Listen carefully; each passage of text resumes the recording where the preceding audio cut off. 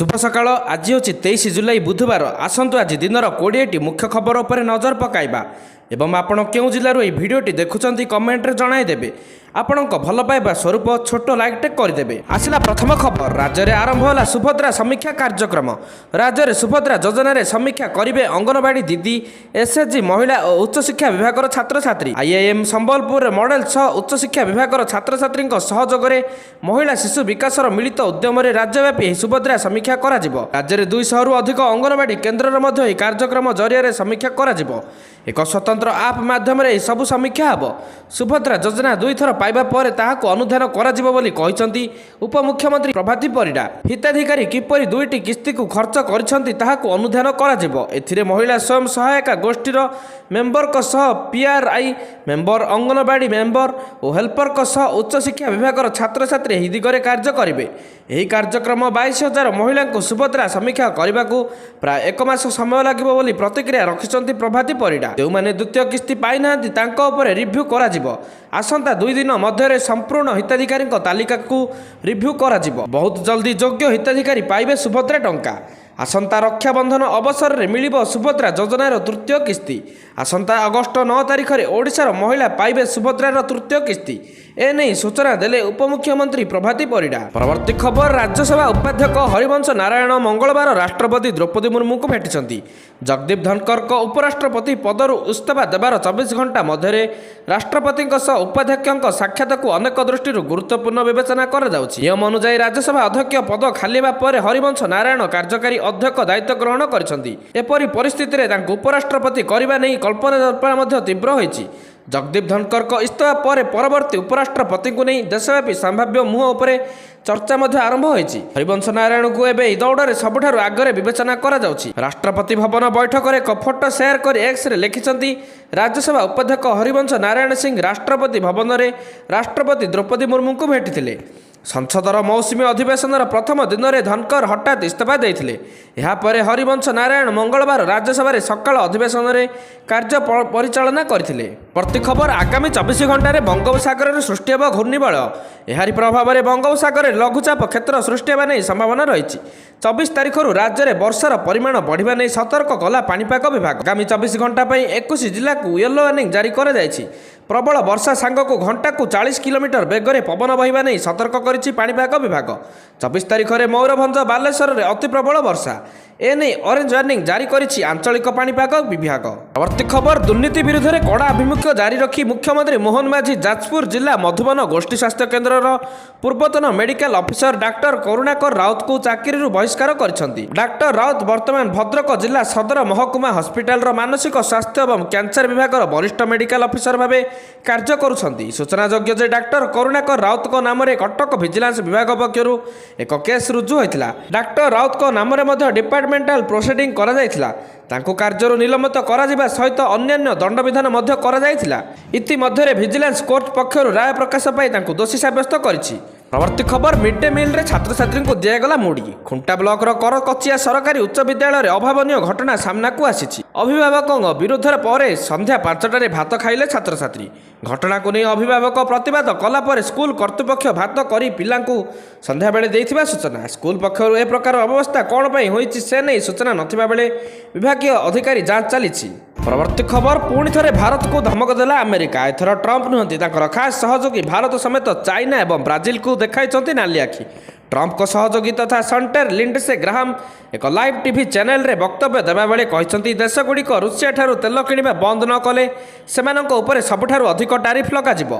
तैल संबंधी आमदानी क्षेत्र में 100% टारिफ लगाजिबा नहीं ट्रंप प्रशासन पक्षर योजना करा जाउछि। भारत चाइना एवं ब्राजिल रुषिया 80% अशोधित तैल क्रय करुछंती जो अर्थ को से यूक्रेन विरोधी युद्ध में विनियोग करुछि बोली ग्राहम कहिसंती। भारत चाइना ब्राजिल परि जो देश रुषिया ठारू तेल किणुछंती सेमानक उपरे 100% टारिफ लगाजिबार योजना करुछंती ट्रंप, जहा फल सेमानक अर्थनीति भुसुड़ी पड़िबो बोली से कहिसंती। ପରବର୍ତ୍ତୀ ଖବର ବିଧାନସଭାର ବିରୋଧୀ ଦଳ ନେତା ତଥା ପୂର୍ବତନ ମୁଖ୍ୟମନ୍ତ୍ରୀ ନବୀନ ପଟ୍ଟନାୟକ ମଙ୍ଗଳବାର ଜାତୀୟ ଶିକ୍ଷା ଗବେଷଣା ଓ ପ୍ରଶିକ୍ଷଣ ପରିଷଦ ଦ୍ୱାରା ପାଠ୍ୟପୁସ୍ତକ ପାଇକ ବିଦ୍ରୋହ ବାଦ ଦିଆଯିବା ନେଇ ଗଭୀର ଉଦ୍ବେଗ ପ୍ରକାଶ କରିଛନ୍ତି। ନବୀନ ପଟ୍ଟନାୟକ ଏକ୍ସରେ ଲେଖିଛନ୍ତି, ଏନ୍ସିଆରଟି ପାଠ୍ୟପୁସ୍ତକରୁ ଓଡ଼ିଶାର ପାଇକ ବିଦ୍ରୋହ ବାଦ ଦିଆଯିବା ଜାଣି ଗଭୀର ଉଦ୍ବେଗ ହେଉଛି। ପାଇକ ବିଦ୍ରୋହ ଓଡ଼ିଶାର ଇତିହାସର ଏକ ମାଇଲଖୁଣ୍ଟ ମୁହୂର୍ତ୍ତ ଥିଲା, ଯେତେବେଳେ ଆମର ନିର୍ଭୀକ ପାଇକମାନେ 1817 ମସିହାରେ ବ୍ରିଟିଶ ଶାସନର ନିପୀଡ଼ନକାରୀ ନୀତି ବିରୁଦ୍ଧରେ ଅସାଧାରଣ ସାହସିକତା ସହିତ ଲଢ଼ିଥିଲେ।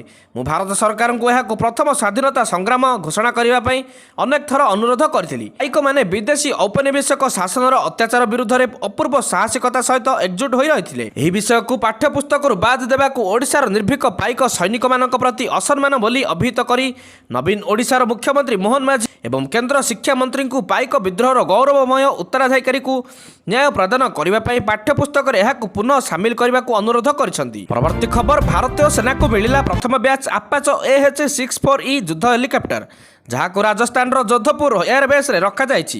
ପୂର୍ବରୁ ଏହି ହେଲିକପ୍ଟର ଗୁଡ଼ିକ କେବଳ ଭାରତୀୟ ବାୟୁସେନା ପାଖରେ ଥିଲା। ବର୍ତ୍ତମାନ ଏହି ଶକ୍ତିଶାଳୀ ହେଲିକପ୍ଟର ଗୁଡ଼ିକର ନିୟୋଜିତ ହେବା ସହିତ ସେନା ପଶ୍ଚିମ ସୀମାରେ ଦ୍ରୁତ ଗତିରେ ଜବାବ ଦେବାର କ୍ଷମତା ହାସଲ କରିଛି। ଏହି ହେଲିକପ୍ଟର ଗୁଡ଼ିକ ନିୟୋଜିତ ହେବା ଦ୍ୱାରା ଭାରତର ରଣନୀତି ପରିବର୍ତ୍ତନ ହେବାର ସମ୍ଭାବନା ରହିଛି। ଆପାଚେ ହେଲିକପ୍ଟର ସବୁଠାରୁ ବଡ଼ ବୈଶିଷ୍ଟ୍ୟ ହେଉଛି ଏହାର ଉନ୍ନତ ସ୍ପେନ୍ସର ସିଷ୍ଟମ। ଏହା ପାଖରେ ରାତିରେ ଦେଖିପାରିବାର କାପାସିଟି ଏବଂ ଥର୍ମାଲ ଇମେଜିଂ ସ୍ପେନ୍ର ସହିତ ବହୁତ ଗୁଡ଼ିଏ ସୁବିଧା ରହିଛି, ଯାହା ରାତିର ଅନ୍ଧାର ଏବଂ ଖରାପ ପାଗରେ ମଧ୍ୟ ଶତ୍ରୁକୁ ସଠିକ ଭାବରେ ଚିହ୍ନଟ କରିପାରିବ। ପରବର୍ତ୍ତୀ ଖବର ଚାଷୀମାନଙ୍କୁ ନେଇ ବଡ଼ ଖବର। ରାଜ୍ୟର ସବୁ ଚାଷୀଙ୍କ ହେବ EKYC, ଯାହାଦ୍ୱାରା ନକଲି ଚାଷୀ ଧରାପଡ଼ିବେ। ଅଗଷ୍ଟ 20 ତାରିଖ ଯାଏଁ ପଞ୍ଜୀକରଣ ଚାଲିବ। ଏନେଇ ଖାଦ୍ୟ ଯୋଗାଣ ମନ୍ତ୍ରୀ କୃଷ୍ଣଚନ୍ଦ୍ର ପାତ୍ରଙ୍କ ସୂଚନା ରହିଛି। ସମସ୍ତ ଚାଷୀ EKYC କରିବାକୁ ମନ୍ତ୍ରୀ ପରାମର୍ଶ ଦେଇଛନ୍ତି। ବାପା ଜେଜେବାପାଙ୍କ ନାଁରେ ଜମି ଥିଲେ ପୁଅ କରିପାରିବେ ପଞ୍ଜୀକରଣ। ଯେତିକି ଜମି ଚାଷ କରୁଥିବେ ସେତିକି ପଞ୍ଜୀକରଣ କରିପାରିବେ। କୃଷକମାନଙ୍କୁ ଆର୍ଥିକ ସମୃଦ୍ଧି ଏବଂ ପ୍ରଗତି ପ୍ରଦାନ କରିବା ପାଇଁ ପ୍ରଧାନମନ୍ତ୍ରୀ କିଷାନ ସମ୍ମାନ ନିଧି ଯୋଜନା ଆରମ୍ଭ କରାଯାଇଥିଲା। ଏହି ଯୋଜନା ଅଧୀନରେ ସରକାର ପ୍ରତି 4 ମାସରେ 2000 ଟଙ୍କାର କିସ୍ତି ଜାରି କରିଛନ୍ତି। ତଦନୁସାରେ ପ୍ରତିବର୍ଷ 3ଟି କିସ୍ତିରେ 6000 ଟଙ୍କା ପଠାଯାଏ। ପରବର୍ତ୍ତୀ ଖବର, ଖୁବ୍ ଶୀଘ୍ର ନିଲାମ ହେବ ରାଜ୍ୟର 22ଟି ଖଣି ନିଲାମ ବାବଦରେ ସୂଚନା ଦେଲେ ରାଜ୍ୟ ଖଣି ମନ୍ତ୍ରୀ ବିଭୂତି ଜେନା କହିଛନ୍ତି, ଖଣି ନିଲାମ ଦ୍ୱାରା ରାଜସ୍ୱ ବଢ଼ିବ। ପୂର୍ବ ସରକାର ଦୀର୍ଘ ଦିନ ଧରି ଖଣି ନିଲାମ କରୁନଥିଲେ। ନୂଆ ସରକାର ଆସିବା ପରେ ଗୋଟିଏ ବର୍ଷରେ 8ଟି ଖଣି ନିଲାମ କରିଛନ୍ତି। ଖୁବ୍ ଶୀଘ୍ର ଆହୁରି 22ଟି ଖଣି ନିଲାମ ନେଇ ପ୍ରସ୍ତୁତି ଶେଷ ପର୍ଯ୍ୟାୟରେ ପହଞ୍ଚିଛି ବୋଲି ମନ୍ତ୍ରୀ କହିଛନ୍ତି। ତେବେ ଖଣି ନିଲାମ ଦ୍ୱାରା ରାଜ୍ୟର ରାଜସ୍ୱ ବଢ଼ିବ ବୋଲି ଖଣି ମନ୍ତ୍ରୀ କହିଛନ୍ତି। ଏହା ସହ ଶିଳ୍ପ ଆସିବା ଦ୍ୱାରା ନିଯୁକ୍ତି ପ୍ରକ୍ରିୟା ତ୍ୱରାନ୍ୱିତ ହେବ। ସେ ଦିଗକୁ ଅଧିକ ପ୍ରାଧାନ୍ୟ ଦେଇ ଖଣି ବିଭାଗ କାମ କରୁଛି ବୋଲି ମନ୍ତ୍ରୀ ବିଭୂତି ଭୂଷଣ ଜେନା କହିଛନ୍ତି। ମନ୍ତ୍ରୀ ଆହୁରି କହିଛନ୍ତି, କୋଟିଆ ଓଡ଼ିଶାର ଅବିଚ୍ଛେଦ ଅଙ୍ଗ। ଯିଏ ଯେତେ ଦାବି କଲେ ବି କୋଟିଆ ଓଡ଼ିଶାର ରହିଛି ଆଉ ରହିବ। ନିର୍ବାଚନ ସମୟରେ କୋଟିଆ ଉପରେ ଆନ୍ଧ୍ରର ଆଖି ରହୁଛି, ତାକୁ ପ୍ରତିହତ କରିବା ପାଇଁ ରାଜ୍ୟ ସରକାର କାମ କରୁଛନ୍ତି। ପରବର୍ତ୍ତୀ ଖବର, ବର୍ତ୍ତମାନ ଶ୍ରାବଣ ମାସ ଜାରି ରହିଛି। ରାସ୍ତାଗୁଡ଼ିକରେ କାଉଡ଼ିଆଙ୍କ ଶୋଭାଯାତ୍ରା ଦେଖିବାକୁ ମିଳୁଛି। ଆଜି ଶ୍ରାବଣ ମାସର ମହାଶିବରାତ୍ର ହୋଇଥିବାରୁ ୟୁପିର ଅନେକ ଜିଲ୍ଲାର ସ୍କୁଲଗୁଡ଼ିକ ଛୁଟି ଘୋଷଣା କରାଯାଇଛି। ଦିଲ୍ଲୀ NCR ନୋଏଡାରେ ପ୍ରଥମ ଶ୍ରେଣୀରୁ ଦ୍ୱାଦଶ ଶ୍ରେଣୀ ପର୍ଯ୍ୟନ୍ତ ସମସ୍ତ ସ୍କୁଲ 23 ଜୁଲାଇରେ ବନ୍ଦ ରହିବ। ଗୌତମ ବୁଦ୍ଧ ନଗର ଜିଲ୍ଲା ମାଜିଷ୍ଟ୍ରେଟ ମନୀଷ ବର୍ମା ଏ ସମ୍ପର୍କରେ ଏକ ନିର୍ଦ୍ଦେଶ ଜାରି କରିଛନ୍ତି। ଜିଲ୍ଲା ମାଜିଷ୍ଟ୍ରେଟ ମନୀଷ ବର୍ମାଙ୍କ ଦ୍ୱାରା ଜାରି କରାଯାଇଥିବା ନିର୍ଦ୍ଦେଶ ଅନୁଯାୟୀ ଆଜି ଶିବ ମନ୍ଦିରରେ ହେବାକୁ ଥିବା ଜଳାଭିଷେକ ଯୋଗୁଁ ସରକାରୀ ଛୁଟି ଘୋଷଣା କରାଯାଇଛି। ଯେଉଁ ସ୍କୁଲଗୁଡ଼ିକ ଏହି ନିର୍ଦ୍ଦେଶ ପାଳନ କରିବେ ନାହିଁ ସେମାନଙ୍କ ବିରୁଦ୍ଧରେ କଠୋର କାର୍ଯ୍ୟାନୁଷ୍ଠାନ ନିଆଯିବ। ଏପର୍ଯ୍ୟନ୍ତ ଉତ୍ତରପ୍ରଦେଶର 6ଟି ଜିଲ୍ଲାରେ ସରକାରୀ ଛୁଟି ଘୋଷଣା କରାଯାଇଛି।